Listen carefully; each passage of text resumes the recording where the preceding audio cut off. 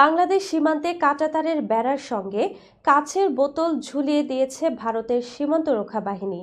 দেশের উত্তরাঞ্চলীয় জেলা লালমনিরহাটের পাটগ্রাম সীমান্তে এমন চিত্র দেখা গেছে। স্থানীয়রা বলেছেন, ওই খালি বোতলে কি না কি রেখে দিয়েছে বিএসএফ। তারা আতঙ্কে আছেন এই বোতল ঝোলানোর কারণে।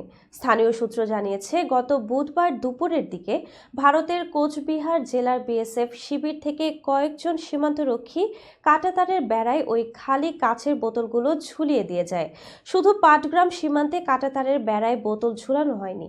বিএসএফ কর্মকর্তারা বলছেন, অনেক সীমান্ত বেড়াতেই কাচের বোতল ঝুলানো থাকে। এ বিষয়ে বিএসএফ এর এক কর্মকর্তা জানিয়েছেন, কেউ বেড়া কাটতে চাইলে অথবা নাড়াচাড়া দিলে কাচের বোতলে শব্দ হবে বা সেটি পড়ে গিয়ে ভেঙে যাবে।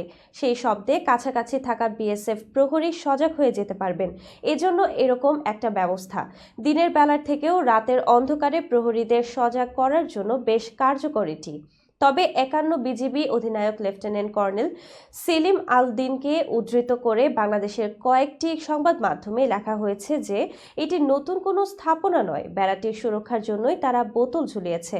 যদি কেউ রাতের আধারে বেড়া তুলে নিয়ে যায়, সেজন্য তারা শূন্যরেখায় বেড়া দিয়ে নিজেরাই দুশ্চিন্তায় আছে। এজন্য তারা এই প্রোটেকশনটি ব্যবহার করেছে।